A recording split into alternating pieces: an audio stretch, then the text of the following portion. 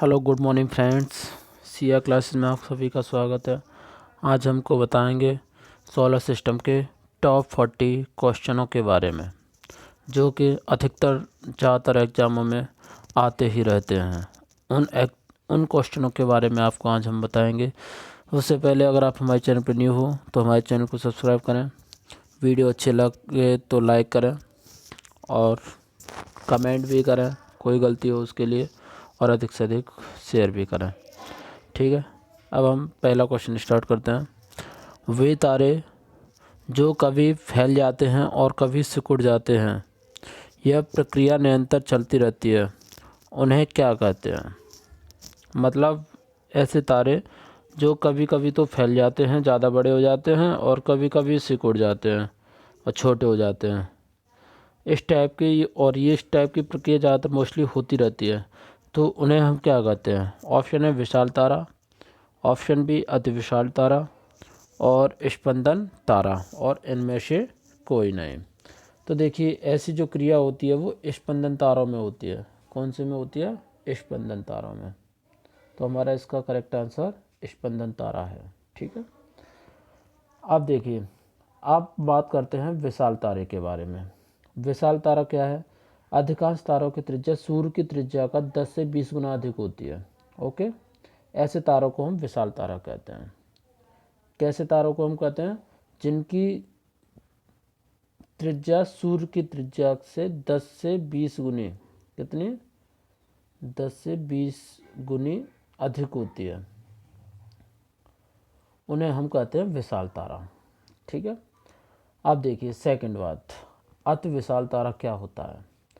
अति विशाल तारा उन्हें कहते हैं जिनकी त्रिज्या सूर्य की त्रिज्या से 50 से 250, कितना? 50 से 250 गुनी या इससे अधिक होती है, उन्हें हम अति विशाल तारा कहते हैं। और स्पंदन तारों को तो हम ये कहते हैं। ठीक है, नेक्स्ट करते हैं। नेक्स्ट क्वेश्चन हमारा क्या है? आधुनिक भूगोल के पिता किसे कहते हैं? तो ऑप्शन है अलेक्जेंडर वॉन हम्बोल्ट को, दूसरा एराटोस्थनीज को, तीसरा हिकेटियस को, चौथा मार्टिन बेहम को। इसकी लिखाई पे ध्यान मत दीजिए, बस थोड़ा इसे समझिए, क्योंकि ये हमारा ऐप है वो थोड़ा सा गड़बड़ कर रहा है। तो नेक्स्ट वीडियो हम अच्छे से लेके आएंगे। तो देखिए, तो आधुनिक भूगोल का पिता हम किसको कहते हैं? आधुनिक भूगोल के पिता को अलेक्जेंडर वॉन हम्बोल्ट को कहते हैं। किसको कहते हैं? Alexander von Humboldt. ठीक है, सेकंड है एराटोस्थनीज। एराटोस्थनीज क्या है? वो जियोग्राफी शब्द के प्रथम प्रस्तावक हैं। किसके हैं? जियोग्राफी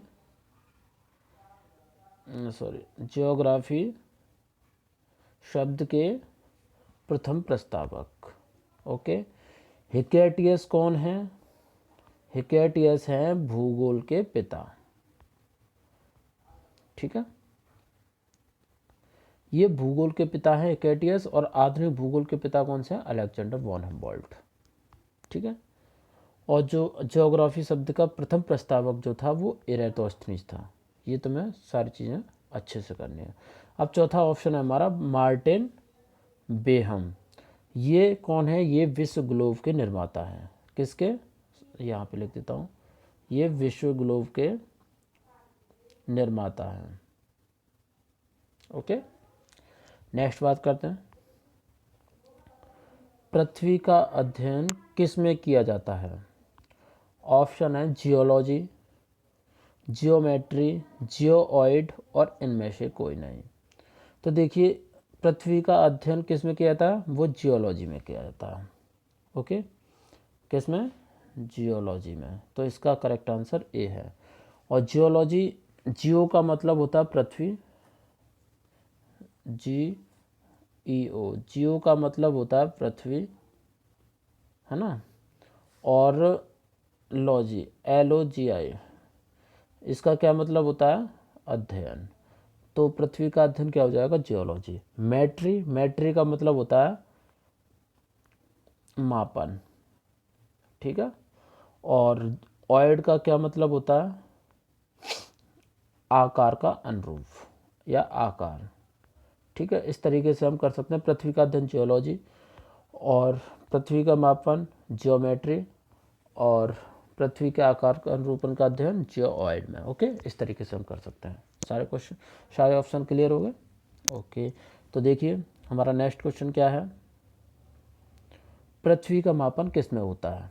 यहाँ पे देखो वही क्वेश्चन आ गया, पृथ्वी का मापन तो मेट्री में हो गया, तो जियो इसका मेट्री हो गया, मैं बता चुका हूँ। अब नेक्स्ट करते हैं, पृथ्वी के आकार अनुरूप किस में किया जाता है, जियोलॉजी, जियोमेट्री, जियोइड। तो हमारा ये क्या है, जियोमेट्री। अभी बताते हैं क्या है, जियोमेट्री। वो तो जियोमेट्री हो गया, और आकार अनुरूपण किस में हो गया, जियोइड में। ठीक है, ये वाला हमारा करेक्ट हो गया। अब देखिए नेक्स्ट करते हैं, नेक्स्ट है हमारा क्या, प्रकाश वर्ष से किसको मापते हैं, या प्रकाश वर्ष से किसे मापते हैं। तो ऑप्शन है हमारे, दूरी को, समय को, तापमान को, वेग को। तो प्रकाश वर्ष हमेशा दूरी को नापते हैं, और प्रकाश वर्ष वो किस में यूज होता है सबसे ज़्यादा, प्रकाश वर्ष जो यूज होता है वो किसी में अधिक से अधिक दूरी को मापने के लिए यूज होता है। ओके, तो उसे बताएंगे हम। ये हो गया हमारा दूरी को मापने के लिए। और एक प्रकाश वर्ष बराबर कितना होता है, ये भी आपको पता होना चाहिए, 9.46 मल्टीप्लाई 10⁻⁴ कितना, 12 किलोमीटर। और कुछ क्वेश्चनों में तो इस तरीके से आया था 9.46 इंटू 10⁻15, तो वो हमारा किस में हो जाता है, मीटर में। इस तरीके से हो जाते हैं, इनको याद रखना। समय तो उसका है ये समय का, और तापमान ये तो आप जानते ही हैं क्या क्या होते हैं। ठीक है, नेक्स्ट करते हैं, एक प्रकाश वर्ष किसके बराबर होता है। देखो यहाँ से क्वेश्चन आ गया, तो 9.46 इंटू 10⁻12 किलोमीटर, जो अभी बताया था मैंने नेक्स्ट इससे पहले वाले क्वेश्चन में। ठीक है, इसका आंसर ये हो गया। नेक्स्ट करते हैं, सौर मंडल में कितने ग्रह हैं, 7 हैं, 8 हैं, 9 हैं, या 5 हैं। तो सौर मंडल में कितने ग्रह हैं, 8 ग्रह हैं। पहले कितने थे, पहले 9 ग्रह थे। प्लूटो को हटा के, प्लूटो को 2006 में हटा दिया गया था, उसके बाद से 8 ग्रह हैं। ठीक, 8 ग्रह हैं। नेक्स्ट करते हैं, मानव कितने ग्रहों को नग्न आंखों से देख सकता है। ऑप्शन है 3, 5, 7 और 8। तो मानव कितने को देख सकता है अपनी नंगी आंखों से, तो वो देख सकता है ओनली 5 को बस। ठीक है, इसका करेक्ट आंसर ये है, ओनली 5 ग्रहों को देख सकता है, और जो हमारे बचे हुए 3 ग्रह हैं उनको नहीं देख सकता। ठीक है, नेक्स्ट करते हैं, सूर्य की सतह का तापमान कितना होता है। ऑप्शन है 45 degree centigrade, 6000 degree centigrade, 5000 degree centigrade और 4000 डिग्री सेंटीग्रेड। तो सूर्य की सतह का तापमान, सतह की बात चल रही है, तो वो 6000 डिग्री सेंटीग्रेड होता है। ओके, ये वाला इसे कर लेना। नेक्स्ट करते हैं, सूर्य के सबसे नज़दीक ग्रह कौन सा है। अब सूर्य की बात आ गई, सूर्य के सबसे नज़दीक ग्रह शुक्र है, या बृहस्पति है, या पृथ्वी है, या बुध है। तो कौन सा है, पृथ्वी के सबसे निकट जो ग्रह है वो हमारा बुध है। कौन सा है, बुध।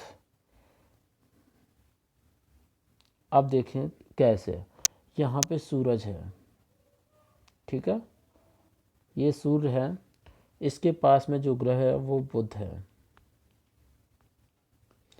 और बुध के पास में शुक्र है, और शुक्र के पास में पृथ्वी है। यहाँ से देख लेना सब कुछ अच्छे से। और यहाँ पे मंगल है, मंगल।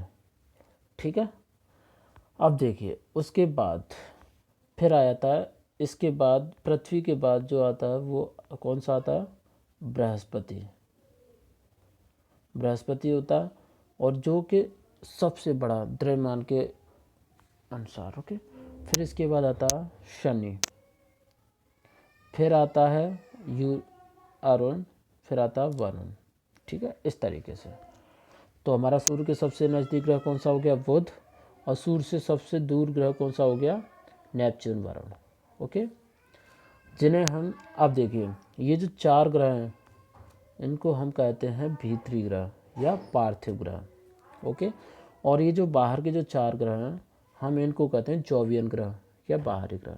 ठीक, इन चीज़ों को अच्छे से याद रखना। अब नेक्स्ट करते हैं, सौरमंडल का सर्वाधिक कक्षीय गति वाला ग्रह कौन सा है? ऑप्शन है मंगल, पृथ्वी, बुध और शुक्र। तो सर्वाधिक कक्षीय गति वाला ग्रह कौन सा होगा? वो होगा बुध। वो कैसे होगा? अब देखिए, अब बुध की बात चल रही है, तो बुध कितना होता है कि वो 88 दिनों में सूर्य की परिक्रमा करता है। जब 88 दिन, जो कि सबसे कम दिन होते हैं ग्रहों में, कितने सबसे कम दिन होते हैं जिनमें वो सूर्य की एक परिक्रमा पूरी करता है। तो जब सबसे कम दिनों में जब सूर्य की परिक्रमा कर रहा है तो जाहिर सी बात है उसका कक्षीय वेग भी अधिक होगा। ओके, नेक्स्ट करते हैं, भोर एवं साय का तारा किसे कहते हैं? बुध को, शुक्र को, दोनों को, और इनमें से कोई नहीं। भोर और एवं साय का तारा हम बुध को भी कहते हैं और शुक्र को भी कहते हैं। ओके, तो मतलब इसमें कौन सा सही हो गया? सी वाला, मतलब दोनों को ही हम भोर और साय का तारा कहते हैं। नेक्स्ट करते हैं, सौर मंडल के सभी ग्रहों में सर्वाधिक तापमान किस ग्रह का है? ऑप्शन है शुक्र, शनि, बृहस्पति, बुध। तो हमारा इसमें जो करेक्ट आंसर है वो है बुध। वो क्यों? आप देखिए, बुध पे हमारा क्या होता है, जो रात्रि का तापमान है, बुध पे रात्रि का जो तापमान है वो कितना है? -170 डिग्री सेंटीग्रेड तक रहता है, और दिन का जो तापमान रहता है वो कितना रहता है? +390 डिग्री सेंटीग्रेड। अब जब 390 डिग्री सेंटीग्रेड दिन का रहता है और रात का -170 डिग्री सेंटीग्रेड रहता है, तो हम क्या करते हैं, जब इनके तापांतर के बीच की बात आती है तो इन दोनों को हम घटाते हैं। जब घटाते हैं तो देखिए माइनस माइनस प्लस हो जाएगा, और ऐड करेंगे तो ये हमारा कितना होगा? 0, 9, 7, 16 और 3 और 4 5, 560 डिग्री सेंटीग्रेड होगा। अब हमारा क्वेश्चन भी आ सकता है कि सौरमंडल में सर्वाधिक तापांतर कितना होता है? तो सर्वाधिक तापांतर कितना है? 560 डिग्री, जो कि बुध का है। इस तरीके से हम कर सकते हैं। नेक्स्ट करते हैं, सौरमंडल के सभी ग्रहों में सबसे कम समय में सूर्य की परिक्रमा करने वाला ग्रह कौन सा? अभी बताया था, बुध बताया था ना? यस। तो देखिए ऑप्शन है शुक्र, शनि, बृहस्पति, बुध। तो इसमें करेक्ट आंसर कौन सा होगा? बुध, मतलब डी वाला। इस तरीके से आप कर सकते हैं, जो कि कितने दिनों में करता है? 88 दिनों में। दोबारा से बता दिया। नेक्स्ट करते हैं, सौरमंडल में सूर्य के सबसे दूर स्थित ग्रह कौन सा है? अब देखिए, अभी बताया था वहाँ पे शुक्र, बुध, अरुण, वरुण। तो सबसे लास्ट में नेपच्यून पहुँचता है, मतलब वरुण। तो सबसे लास्ट में वरुण हो गया, तो ये वाला सही है। ठीक है, नेक्स्ट करते हैं, सौरमंडल में सबसे घनत्व वाला ग्रह कौन सा है? सबसे कम घनत्व वाला ग्रह कौन सा है? पृथ्वी, बृहस्पति, शनि, शुक्र। तो हमारा सबसे कम घनत्व वाला शनि है। कौन सा है? शनि। और पृथ्वी क्या है? वो सबसे अधिक वाला है, सबसे अधिक घनत्व वाला पृथ्वी है। नेक्स्ट करते हैं, सौरमंडल का सर्वाधिक द्रव्यमान वाला ग्रह कौन सा है? तो शुक्र है, पृथ्वी है, बृहस्पति है, वरुण है। ये से भी बता चुका हूँ मैं, ये हमारा बृहस्पति है, सबसे अधिक द्रव्यमान वाला ग्रह। ठीक है, नेक्स्ट करते हैं, सौरमंडल में सबसे कम परिक्रमण वेग वाला ग्रह कौन सा है? ऑप्शन है वरुण, बुध, बृहस्पति, पृथ्वी। तो सौरमंडल में सबसे कम परिक्रमण वाला वेग कौन सा हुआ? हमारा बुध हुआ। अब देखिए,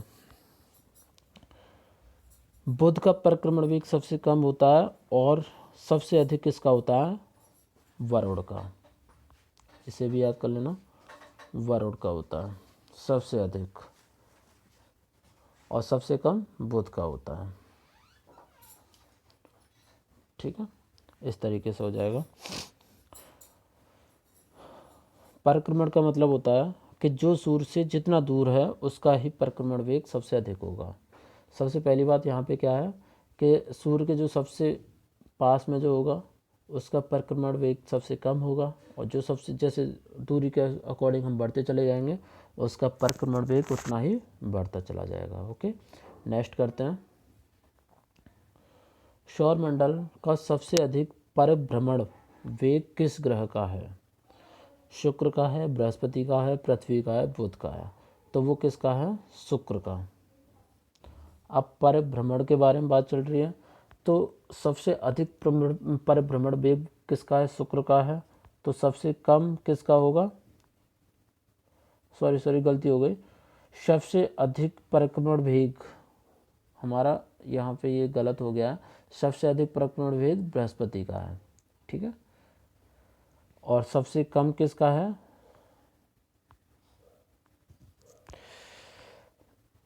वही मैं बता रहा हूँ। देखिए, सॉरी गलती होगी। सौरमंडल का सबसे अधिक परिभ्रमण वेग वाला, ये परिक्रमण और परिभ्रमण में थोड़ी गलती हो जाती है, मिस्टेक, इसे थोड़ा सा अच्छे समझ लेना। तो देखिए, शुक्र का सबसे अधिक होता है, शुक्र का सबसे अधिक होता है ना। और बृहस्पति का क्या वो बृहस्पति का क्या होता है? सबसे कम होता है। बृहस्पति का सबसे कम होता है और शुक्र का सबसे अधिक होता है, वो भी क्या? परिभ्रमण वेग। ठीक है, नेक्स्ट करते हैं। सौरमंडल में अपने अक्ष पर सर्वाधिक झुकाव वाला ग्रह कौन सा है? शुक्र, अरुण, वरुण, पृथ्वी। तो सर्वाधिक झुकाव वो किसका है? वो है अरुण का।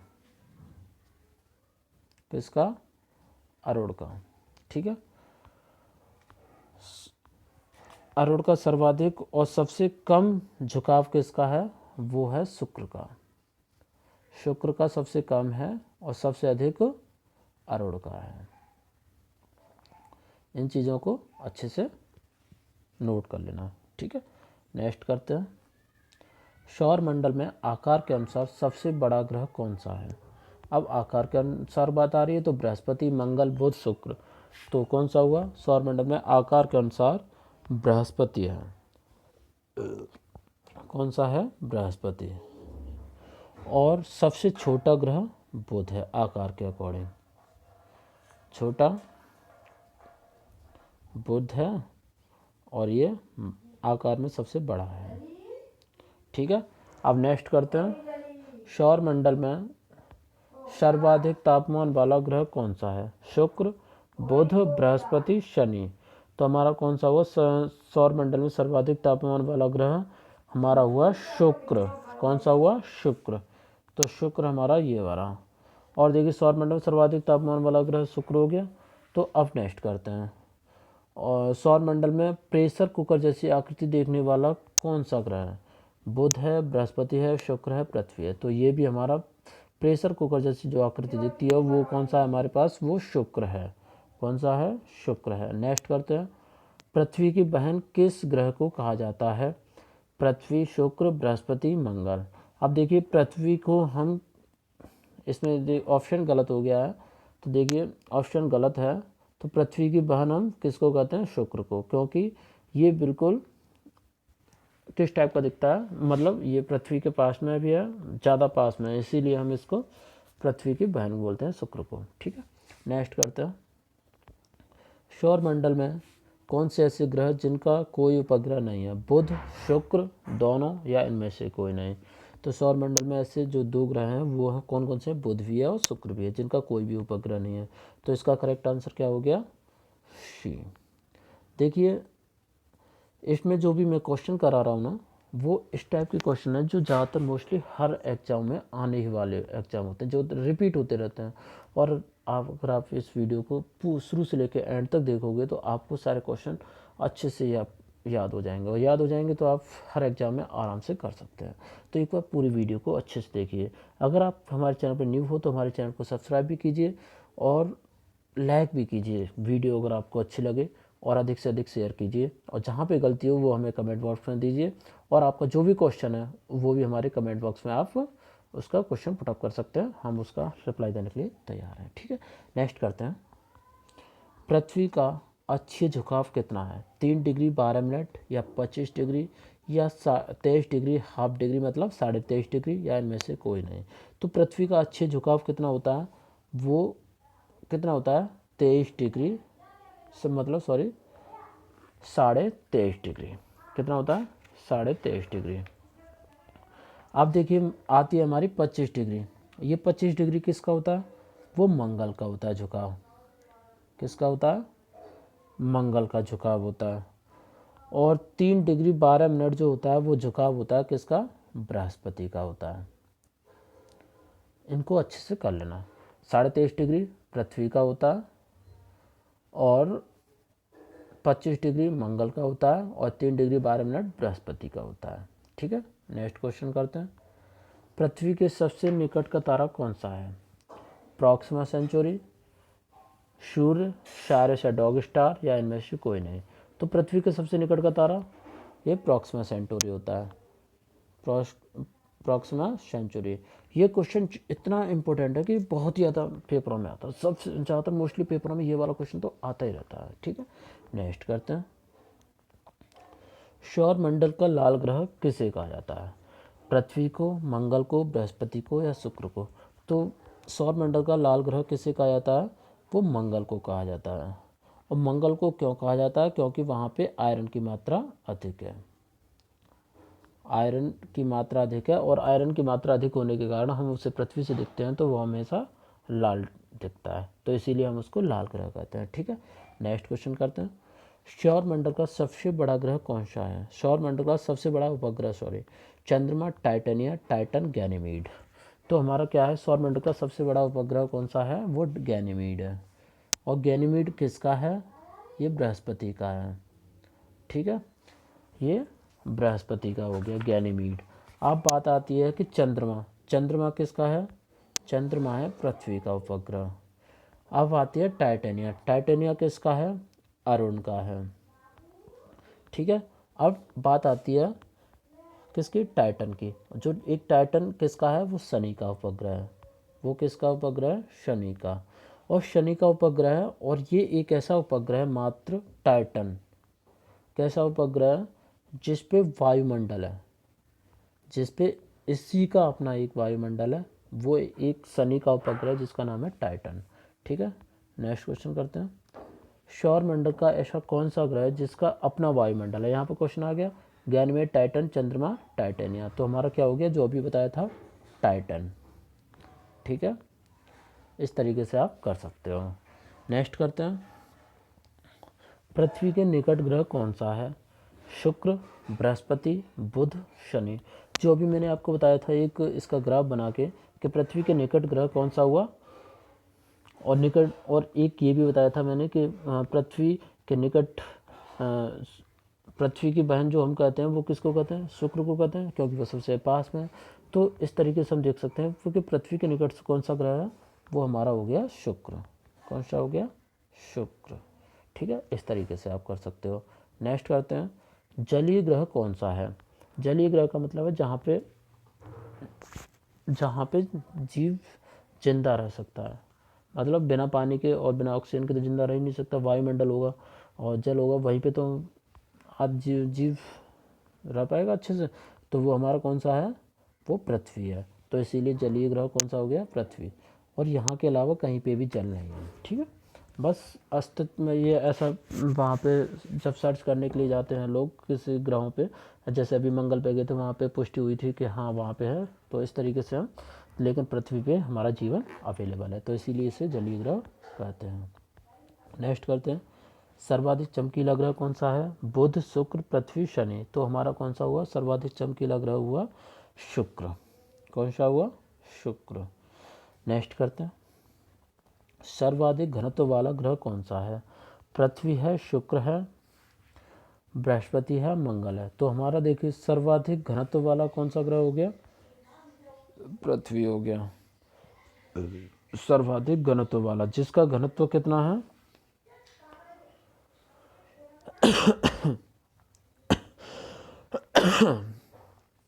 ठीक है, नेक्स्ट क्वेश्चन करते हैं।